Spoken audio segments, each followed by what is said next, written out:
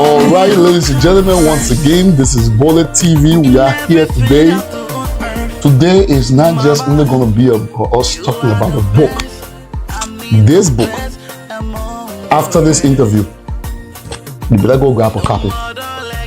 I never saw a little book that is very emotional, informative, that even capture the vision of what a little boy went through. Every one of us that went through that civil war, we can also have a memory of it. But they want to capture this book, the author, capture everything about this book. The book looks small, but what you're about to read in this book, this interview is going to bring out, is going to highlight certain things in this book. And by the end of this interview, you will be excited to go get this book. So I'm going to turn to the author here. By now, most people in Arizona and around Liberia know the author, but he's going to introduce himself. And brother, how are you doing today? I'm doing good. We're here. So tell us a little bit about yourself, give us a little background of yourself, and then we will proceed with this interview. First of all, I want to say thank you for coming to my residence to do this interview. It means a lot to me, to my family. My name is FLOMO GIBSON. I was born in Liberia. I grew up in Guinea, mostly in Zerikore. I moved back to Liberia in 2002, and then I was able to move back to the US in 2005, August 5th. I went to PVCC, Paradise Valley Community College, for 2.5 years. I played football over there for the time I was there. Upon my graduation, I went to Brigham Young University in Idaho. I got a bachelor's degree over there from the school in public administration. And then, it was a bachelor's degree in international relations in political science. Then I came back to Phoenix. I attended Arizona State University, where I obtained a master's degree in public administration. And at the time I was working with the DES, Developmental, is with kids that have autism and disabilities. I worked there for 5.5 years. And then I transitioned to the Phoenix Police Department, where I currently work as an officer in the Maryville precinct. Wow. Phoenix PD. Today, Bollitv, he will be the house. I see now policeman. But the other policeman, just policeman. This book, before we can even dive into the first question, because we're not going to be telling you everything about the book, because we want you to go and buy the book. But just for the interview, what you're about to hear, bring memories back to even me, what's it now as an interviewer, Bollitv. Mr. Gibson, the title of your book, Only the Darkening Skies, A Memoir of Hope and Trump. Can you tell us more about this title and the rationale behind this title? I mean, how did you come up with this title and why? So this book is a memoir, as the title says. And when you look at the cover, there's a dark in the whole book is covered with the dark in the forest, and then you see the sun coming up, right? So the darkness represents the memories that I have growing up as a child in Guinea. And then the sun that's coming up is the hope that I've always wanted to see as a child, which was when I grew up and I saw the changes that happened to me, having the opportunity to come to this country. That represent the sun in the background. And so I thought about it, and then the title "On a Darkened Sky" is just to represent my memories and also the hope that I saw coming up. Interesting. Wow. And then this question comes to mind.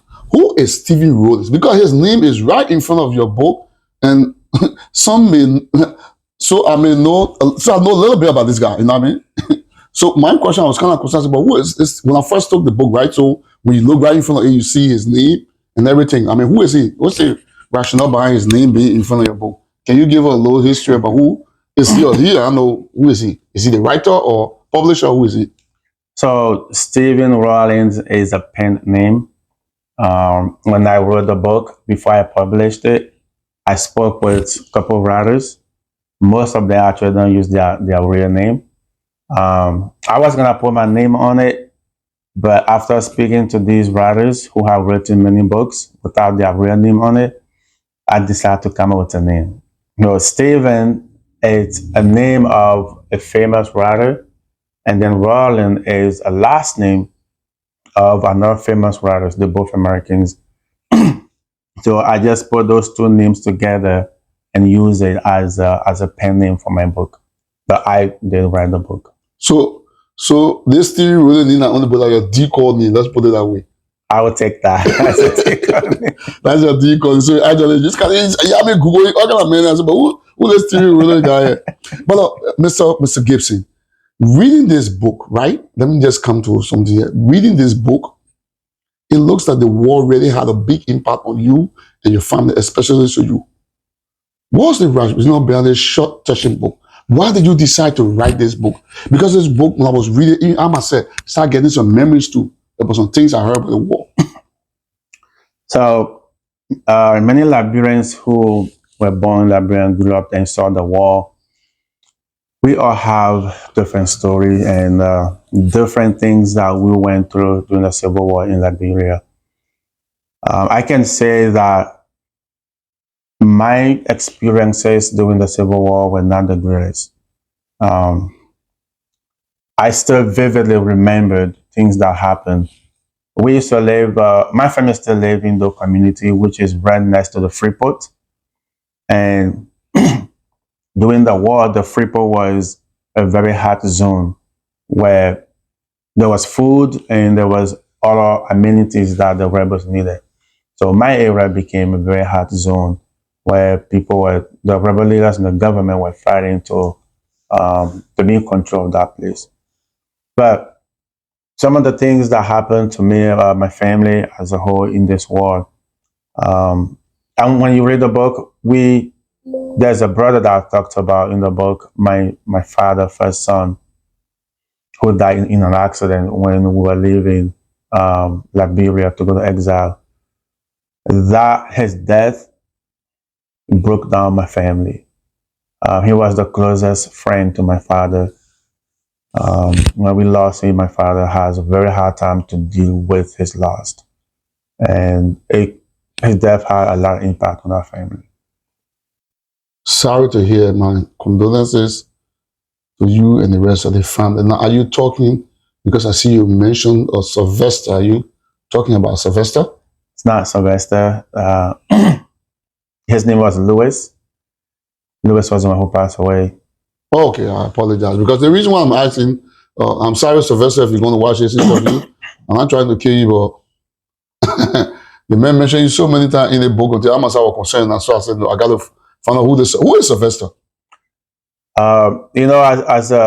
As a young boy or as a young person, most people grow up to have a hero. They have some type of an idol in their life. So Sylvester, one of the idol. Sylvester is my hero.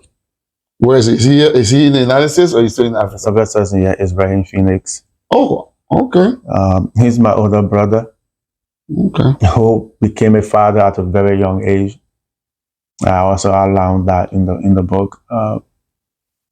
He looked up to me. Somewhere in chapter 1, let me just go to this one. Somewhere in chapter 1, you mentioned your father's treatment in this chapter. At what age did you realize that his treatment or intentions were not meant to be cruel? And how did you come to that conclusion anyway?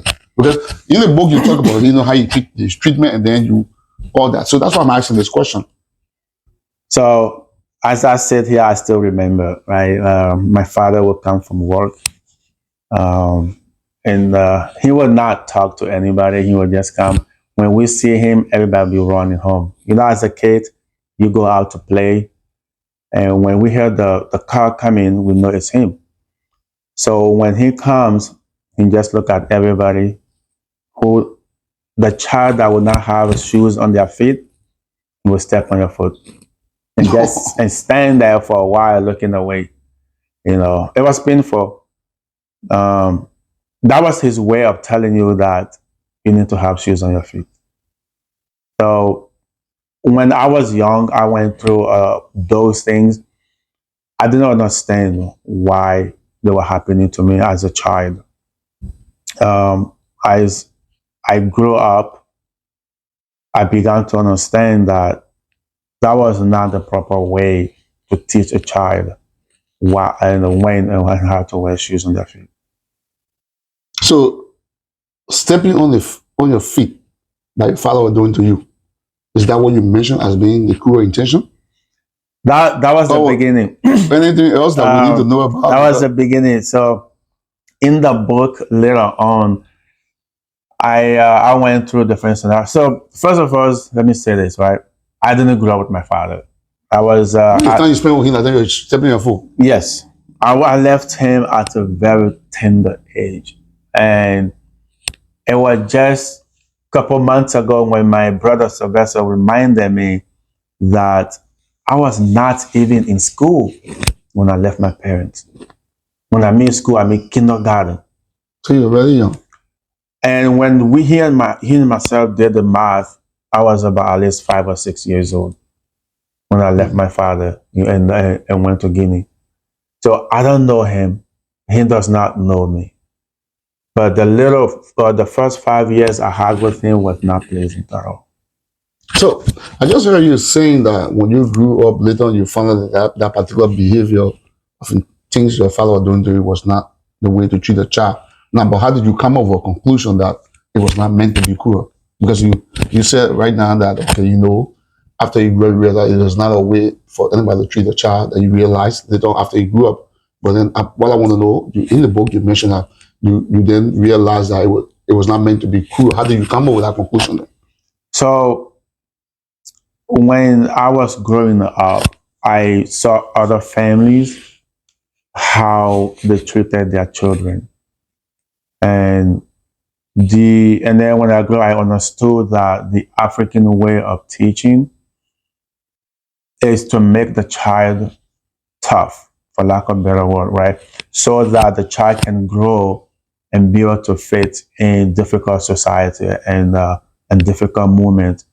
And those things also outlined in the book what those teachings did for me when I was growing up throughout. Can you give us an example as to how when stepping on your son's foot that were painful? What can you give us some teaching that you encounter later on down the line that help you or prepare you for that stepping on foot that your father did? So when I was in Guinea, going to school in the elementary school, I was actually bullied by one of the students. He used to step on your foot. He used to that part, and it's funny how you say that, right? Because he did that. He stepped on my foot, and it brought memories to me every time he did it. Then I realized that his was not as painful as my dad's, because my dad actually has working shoes on. Okay. But so when this kid was doing it, the memory of what I went through when my dad was doing it, it gave me that courage to withstand the bully from that child. So in the sense, that was positive. I took the positive out what I went through at that time. Okay. So, and then let me go again. You know, I just took pieces from all the chapter because listen, people, I want you to go grab this book. He explained in details, very emotional, inspirational, and wow, memories. There's a lot of memories that you see. In chapter 2, I'm going to come to you. There's a question I really caught my attention. Also in chapter 2, right? You mentioned more than one motherly figure in child's life. Was it where? Or is it that your father was married to multiple women? Because I see you mentioned multiple, motherly figure. Because in Africa, we call one their mothers and our busy their mother. It depends on how the relationship between you and the person sometimes. I mean, your own for the way you mention it in the book. That's what they're going to bring this question in chapter 2. So it is true. My dad was married. Is still married to more than one wife. And they were all involved in your childhood.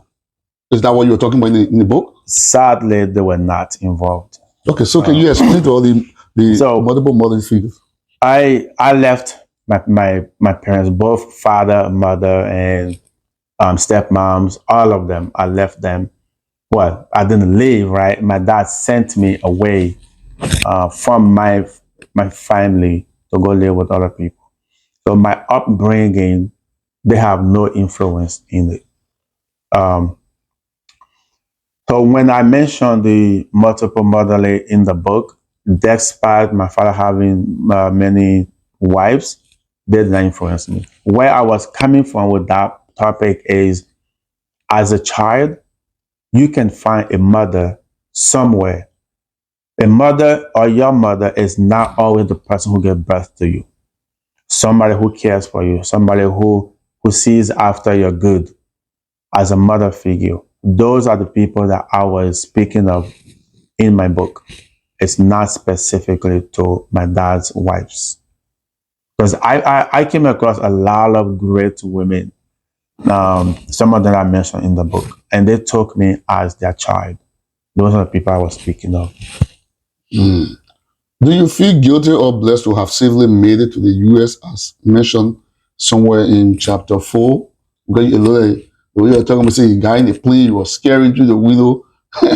So that's why I'm asking the question here. Do you feel guilty or blessed to have safely made it to the U.S. as mentioned somewhere, I think it was in chapter 4 or somewhere you mentioned it. It is a blessing to be here. Growing up in Zerikure, I never one day thought of I was even gonna travel anywhere outside of Zerikure, long alone to think of getting on the plane. My memories of airplanes before getting on it was to see them flying over the city. When they land, sometimes the helicopter will land in the city. We all rush there to go see it. Those are the moments that I thought my memories were going to stop. But coming to the United States, it's a blessing. It was a blessing. It is a blessing to me and to my families that I have today. So I do not regret it. It's just that getting on the plane for the first time was very scary. I've always seen a plane fly, but with the thought of getting on the plane, it was a different experience for me. And to be honest, I was shaking. I was sitting at the window first, and I decided to switch my seat because I was scared. All right. So even though you were excited to come to the United States, and as you mentioned, in your book, you also face different hardship here too. Did you find the hardship you experienced in America were just as hard as the hardship in Africa, or just different? Can you elaborate a little bit for us? Because I know you were excited to come here, but you also mentioned some places in your book where you talk about things you went through here too. That's correct. Okay. So coming to America, like I said earlier, was a blessing. I just had my anniversary. August 5th was my 19 years anniversary in the United States. So, however, there were some differences that I encountered. The culture shock. You come to this great country. When you are in Africa, or at least for me, the ideal was America is what we call bread and butter. Everything that was great. In my mind, everything is great. you come to this country, it's not going to be difficult for you to succeed. There is not hard work, that needs to be done for you to get what you want to do.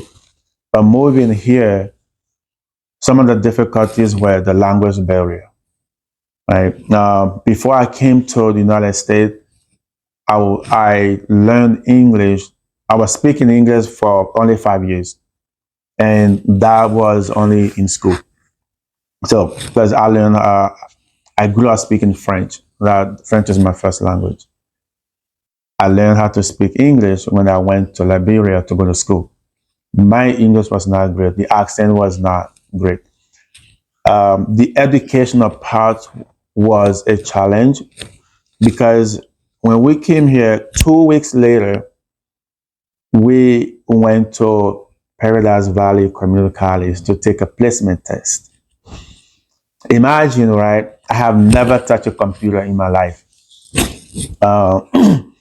The first time I sat behind the keyboard was to take a placement test. It was all timed. My scores were bad.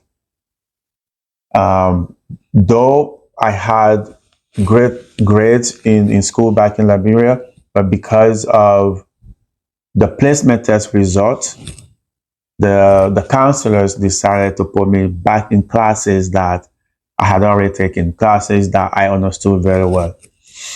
And so that was not where I wanted to be. And I started having difficulty accepting the fact that why are they putting me behind when I know I was in the higher class or higher grades level. So those were some of the challenges that I had to go through.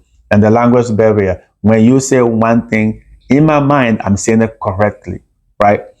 And then they asked me 3 different times, what are you saying? Sometimes I have to write it down for them to understand what I was telling them. Can you give me some example of some of the hardship you went through in Liberia or in Africa as a whole? You said some, because if we want to go through the whole thing, well, we can't go through the whole thing. We want people to read the book because he vividly mentioned some things in there. We will get into some of them, but we'll leave some out because we can't say the whole book yet now. I want you to read it. Can you imagine if I can read it? My wife read it. Everybody I gave that book to, they were done with it before I knew it. So it's very, very exciting. I'm telling you, this book is going to sell. People already at my job have started asking me when the book comes. I said the book is already out, but when the interview comes out, we're going to put a link there so you can go get it. So tell us some of the hardship you went through in Liberia. Not Liberia per se. I want to say Liberia. Maybe the 2 places were Guinea and Liberia because you're right there. So the book of 90% of this book takes place in Guinea, where I grew up.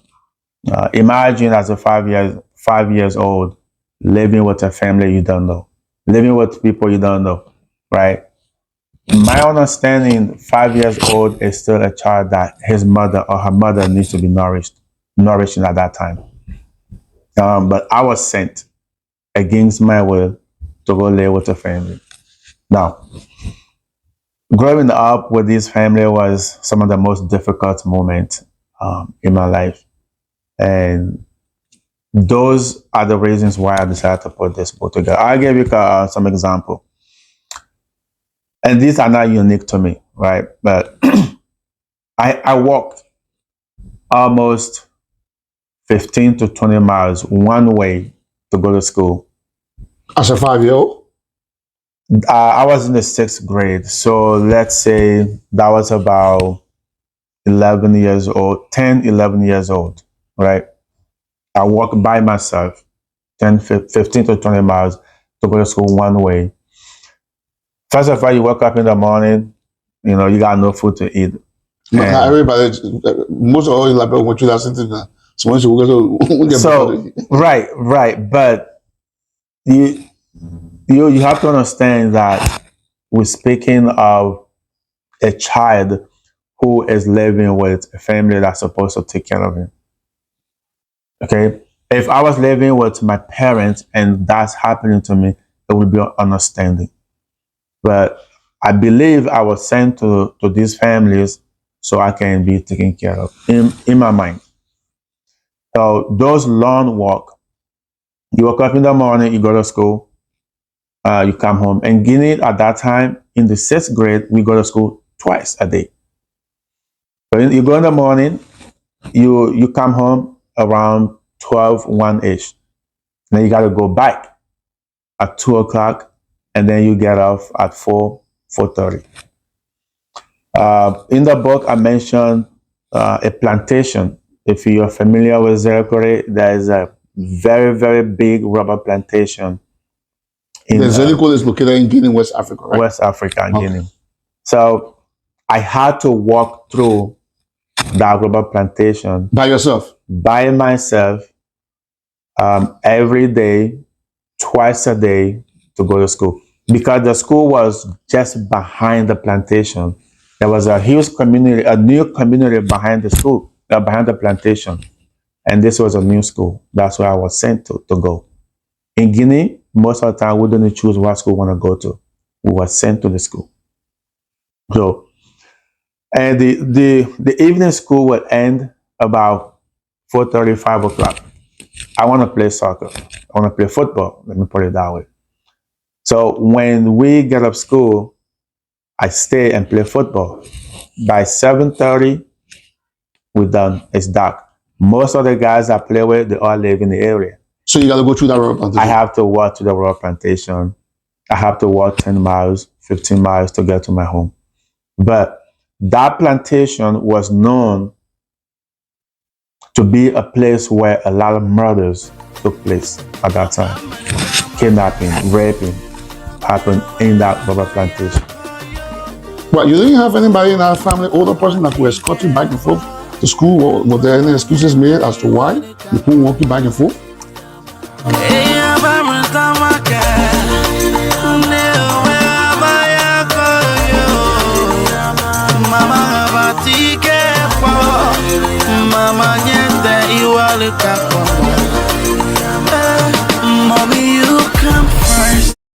So the family I was living with at that time actually had big kids or big children in the home, but I was not their problem. My education, my life was never their priority. All they required of me and my brother was to do the house chores, and that was it. Either we go to school or we don't go to school. That was not their concern. So yeah, so now you say that now because my question was the different hardship you face, and so I want to know now the hardship you face in America too. Because I want you talking about you walking 15 miles, nobody carrying you, passing through the rubber bushes by that plantation by yourself. This is what brings me to this question now. What's the difference between the hardship you face in America? I know you say it was a language barrier when you came here. Do you consider that a hardship for you? I do. The reason why I consider the language very hardship because it is a way of communicating. If you cannot communicate with the people you're around with, you're not going to be able to get your point across. You're not going to be able to even talk. Okay? Because I know of a guy who I went to school with in Liberia. He was also a French speaking. He did not open his mouth one day in school for the last 4 years we were in there. Unless in the United States? In Liberia, because he spoke French. Oh. So he didn't know how to speak English. I learned very fast how to speak English. Thank God. He didn't talk. And the reason for that was because he didn't know what to say. So me coming here and having that challenge, to me it was a hardship because there was a lot of things that I could have done, a lot of things that I knew what to do and how to do it, but I couldn't because I was not understood by the people around me. When you say you were not understood, were you speaking English now or you were speaking French? I was speaking English. In my mind, I was speaking English, right? It's like when you say something in your mind, it's correct. Mm-hmm. It's 100% correct, but the person is asking you, what are you saying? You know, and those, to me, it is a big challenge. Wow. All right, so this is where the book gets interesting to me. Yeah. While reading this book, when I got to chapter 6, I think that chapter 6, page 44 to 45. I noticed somewhere in your book, you talk about the rite of passage, where you talk about your brothers went through, where you talk about the pain you went through and your brother went through it. You got scarf on you. Can you give us a little history on that rite of passage, please? Because that rite of passage there, because it caught my attention. So give her a little history because we want to know what, because people are going to, people you're going to read this book. When you get to that chapter, what I'm talking about, remember the chapter 6, page 44 to 45. He spoke about something called the rite of passage. And I captured something in there. So I was like, well, you know what? I need to understand what he talked about. As a little child, the pain he went through, his brother also endured the same thing and he got a scar for it. What type of pain? What was that? The rite of passage, it differs from culture to culture. Okay. I come from, my mom is Liberian Pele. My dad is Loma. And my dad's family background comes from Guinea. So it's the same thing where in Liberia they call, for the women they call the Sene Bush, and the women, the men, they call it the Poro Society. Legend has it that what happens in that area, we cannot discuss it outside. But I do remember what I went through. So can you tell us what you went through? I can briefly explain. I will like for them to read it for themselves. So what happened? I mean, not only you go into details, but just briefly tell, especially the portion about the scarf and the pain. Can you explain that portion for us? So there was one morning, right? I grew up having a gift of discernment. That's one of the gifts that I have. I see things before they actually happen. One morning, we were in the village. This is my father's village at this time. Where now? In Guinea or in Liberia? This is Guinea. Guinea, not in Zerokore, but a village away from Zerokore.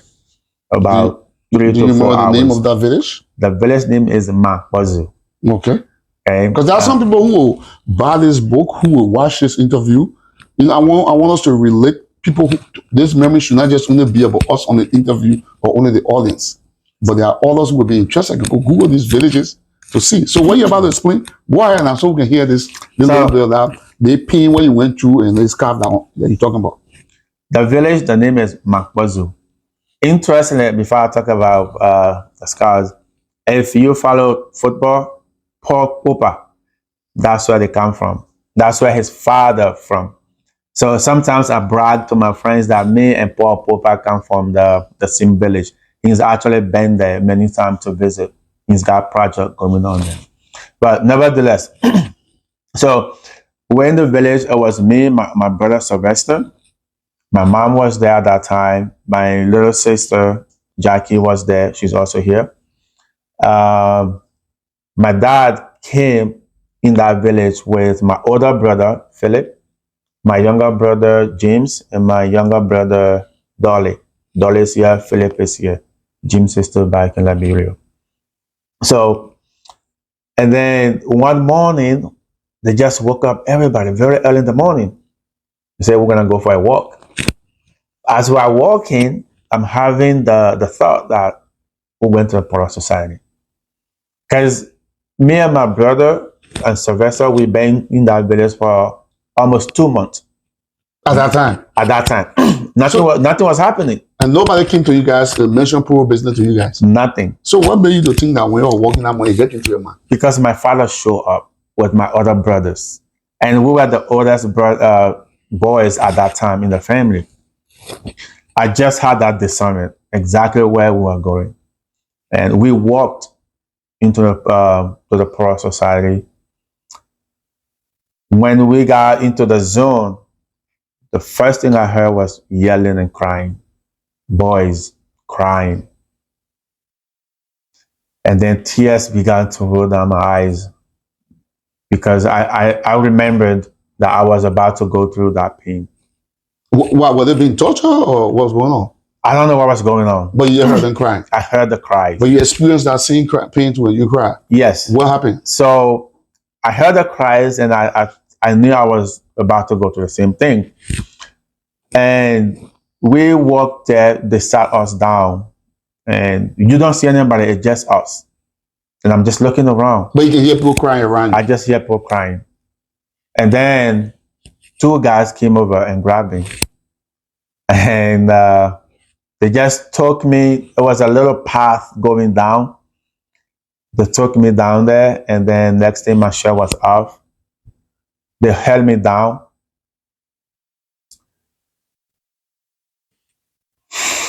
Wow. And all I could feel was pain in my body.